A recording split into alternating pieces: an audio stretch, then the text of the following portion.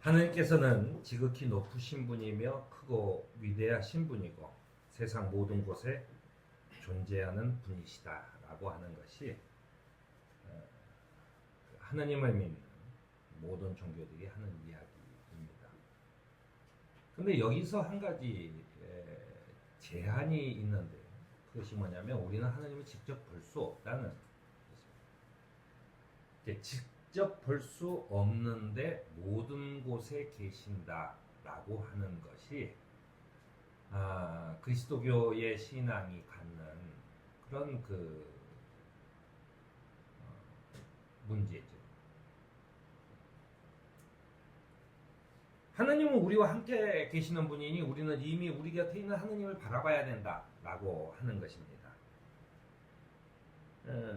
우리는 보통 하나님께서 우리와 함께하는 분이다라고 알고 있습니다만은 우리는 보통 어려움에 처했을 때 도와주고 내가 평안할 때는 좀 내버려 두는 그런 분으로 여깁니다.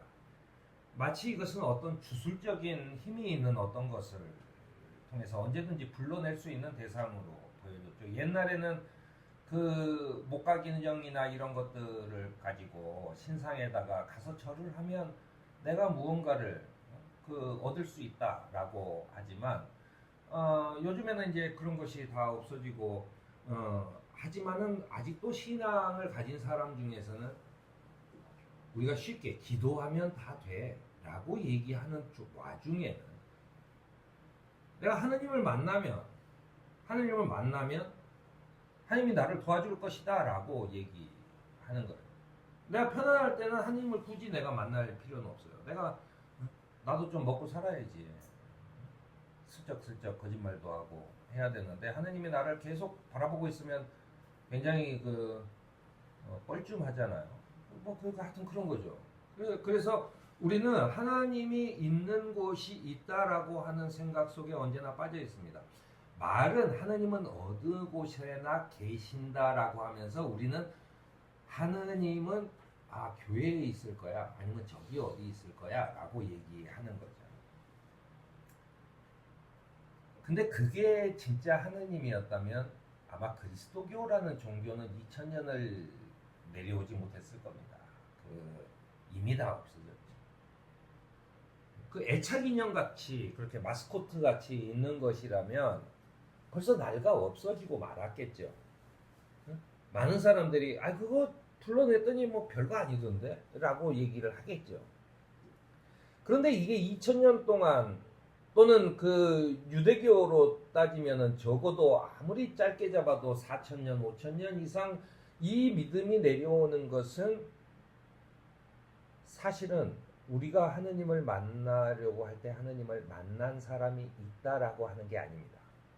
뭐냐면 공기처럼 어느 곳에 계시는 하느님을 내가 알아차렸다라고 하는 거죠. 그것을 신앙적으로는 임재하셨다라고 해요. 오셔서 존재하신다라고 하는 거예요. 임재하셨다라고 하는 거예요. 그러니까 내 옆에 있었지만 나는 체험을 잘 못해요. 그런 거죠. 우리가 나이를 먹고 나면 젊었을 때까지는 부모의 존재라고 하는 게 귀찮기만 하는 거죠. 맨날 잔소리나 했었고 이런 거잖아요. 어느 순간에 내가 부모가 있음으로 인해서 내 삶이 훨씬 더 풍요로워졌었구나. 정서적으로 굉장히 안정이 됐었구나라고 하는 것을 느끼는 것처럼 이 하느님이 어디 곳에나 계시는데 믿음의 선조들이 그 신앙을 지금까지 이어올 수 있었던 것은 하느님이 내 옆에 있었었구나 라고 하는 것을 깨달았기 때문이에요. 그래서 그들은 말 그대로 목숨도 아깝지 않을 만큼의 용기를 낼 수 있었던 겁니다. 왜냐하면 하느님이 나와 함께 계시니까 라고 하는 거죠.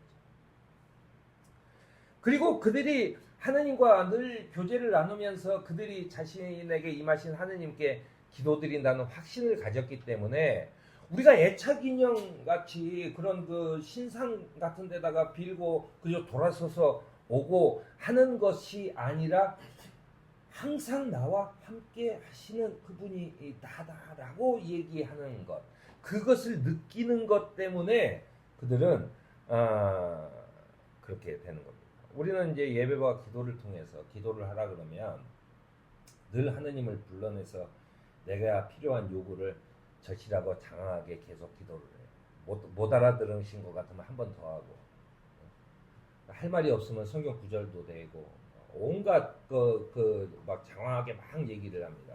제가 늘 얘기하지만 대화라는 것은 서로 상대방이 하는 이야기를 듣고 내 의견을 얘기하고 그 이야기에 따라 상대방도 내 이야기를 듣고 어떤 이야기를 해야지 대화지. 내가 가서 일방적으로 마구 쏟아붓고 하는 것은 통보지 대화가 아니죠.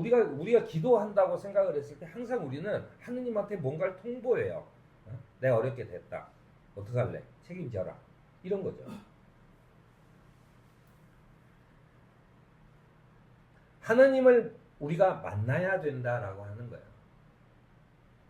오늘 우리가 해야 될 일은 예배와 기도를 통해 우리가 하느님을 만나야 되는데 그 하느님을 만나는 것은 어디에 있어서 우리가 못 만나서 만나는 게 아니라 우리 곁에 이미 계시는데 내가 그걸 깨닫지 못하고 있는 거예요. 그러니까는 뭐냐면 내가 깨닫게 하도록 도와달라고 기도를 해야 되는 겁니다. 그러기 위해서는 내가 하느님과 대화를 할 준비를 하고 앉아야 돼요. 시간과 장소를 거룩하게 구별해서 성별해서 내가 지금 여기서 하느님과 만나야 되겠다 라고 하면 어쨌든 내가 약자죠. 그러면 내가 무슨 일을 해야 돼요? 나는 하느님의 말씀을 들으려고 해야 돼요. 그게 먼저죠. 내가 선생님이나 직장에 상관이나 저기 가서 내 말만 와라락 하고 와버리면 그게 결정이 된 건지 또는 뭐 어떻게 할 건지에 대해서 나는 잘 모르잖아요. 그러니까 자꾸 기도를 해봤자 별로 내 마음속에 남는 게 없는 겁니다. 내 얘기만 막 하니까 들으려고 해야 돼. 하느님 말씀하십시오. 제가 듣겠나이다. 이게 기본이죠. 하느님의 말씀을 듣는 것에 집중해야 돼요. 그러려면은 하느님이 지금 내 옆에 있구나라고 하는 것을 느끼는 것에 더 집중해야 됩니다.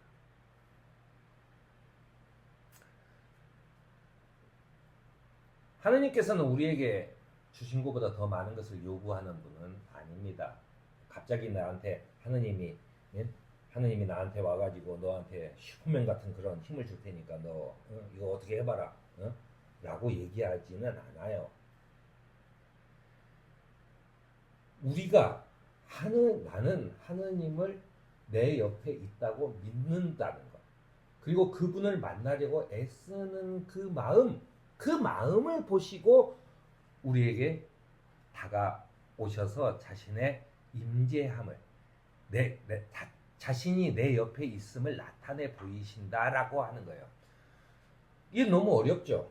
너무 어렵기 때문에 예수님께서는 오늘 우리에게 얘기하는 겁니다. 내가 가더라도 너희에게 보혜사 곧 성령을 보내줄 것이니 내가 너희에게 가르쳐준 모든 것을 주실 것이며 너희가 말한 모든 것을 내가 너희에게 말했던 모든 것을 생각나게 할 것이다 라고 얘기해요. 그러니까 내가 가만히 하느님의 이야기를 듣는데 어느 순간에 예수님이 하셨던 말이 생각이 난다면 하느님이 나에게 주시는 말씀인 거죠. 하느님께서는 일하는 사람보다 예배하는 사람을 먼저 찾으십니다. 한국의 교회는 무언가를 해야 돼요. 그래서 내가 남들보다 뭐도 더하고 봉사도 더하고 내가 남들보다 헌금도 더하고 내가 남들보다 교회도 훨씬 더하고 일주일에 막 새벽기도까지 해가지고 나는 열 몇 번을 가 뭐 이렇게 자꾸 자랑하는 것, 이런 것들이 아니라 진짜로 하루에 단 10분이라도 내가 주님을 만나려고 했었던가, 이게 더 중요하다는 거예요. 왜냐하면 하나님께서는 지난주에 설교대로 숨어서 보시는 하느님이시기 때문에 그렇습니다. 그리고 그 과정을 통해서 우리가 우리의 성품이 하느님을 닮아가서 하느님이라면 어떻게 하셨을까라고 했을 때 내 머릿속에 그것이 떠올라야 돼요. 그것이 기본입니다. 그리고 우리가 하느님과의 사귐이 깊어지면 사실은 하느님을 만나는 게 그렇게 두렵거나 그러지 않아요. 내가 하느님과 만나는 시간을 자주 가지면 그 시간만큼 편해집니다. 내가 친한 친구를 만나면 부담이 없죠. 내가 이 친구 앞에서 굳이 예의를 갖춰서 깍듯하게 존댓말을 할 필요도 없고, 내가 이 사람이 혹시나 나를 또는 뭐 할까봐 내가 아주 정장을 갖춰 볼 필요도 없고, 내가 아주 비싼 거를 대접할 필요도 없습니다. 내가 진정한 친구를 만나면 그저 있는 것이 즐겁죠. 같이 있는 게 즐겁고, 조금 심심해서 같이 걸어 다니는 게 즐겁고, 그 같이 있는 시간 자체가 즐거운 일이죠. 그 감정 소모가 내가 전혀 되지 않는, 굉장히 편안하고, 내가 그냥 툭하니 어떤 얘기를 해도 아무런 부담도 없고, 친구도 거기에 대해서 야 어떻게 그런 말을 하니, 어? 물론 뭐 이렇게 상식적으로 말이 맞지 않은 얘기를 하는 건 오히려 지적하는 게 친구겠지만, 내가 굉장히 감정 소모를 하지 않고 편안하게 만날 수 있는 게 친구라면, 하느님도 내가 감정 소모 없이 만날 수 있는 굉장히 편한 자리가 되는 거예요. 우리가 그 하나님과 만나는 시간을 성별해서 가만히 앉아 있는 시간이 나에게 너무 즐거운 시간이에요. 그리고 나에게 힘이 돼요. 그것이 내 감정 소모를 하지 않고 내가 힘이 돼. 그래서 그 시간이 자꾸 또 만나고 싶고 하는 그런 상태가 돼야, 그래서 하느님과의 깊은 사귐에 이르게 됐을 때 우리가 드리는 예배와 기도가 이렇게 즐거움으로 가득 차게 된다라고 하는 것입니다. 하느님과 함께 아무 말도 하지 않는 그런 침묵의 시간에도 성령께서 모든 것을 생각나게 하실 것이라는 그 예수 그리스도의 말씀을 우리가 듣고 있어야 합니다. 하느님께서는 누구에게 보여주시느냐? 이사야는 이렇게 얘기합니다. 주님께서는 정의를 기쁨으로 실천하는 사람과 주님의 길을 따르는 사람과 하면서 주님을 기억하는 사람을 만나주신다라고 얘기해요. 그러니까 결국 기억이 다예요. 내가 오늘 하루도 잠시 저녁에 내가 오늘 주님을 만나야지 라고 머릿속에 주님을 만나야 되는 시간을 떠올리는 것, 그곳에서 은혜가 함께 하신다는 거예요. 그 기억 속에. 그래서 그 기억을 따르는 사람을 하느님께서는 만나주신다라고 얘기하는 겁니다. 하느님께서 우리를 부르셔서 편안한 마음으로 주님께 머무르시기를 원하신다.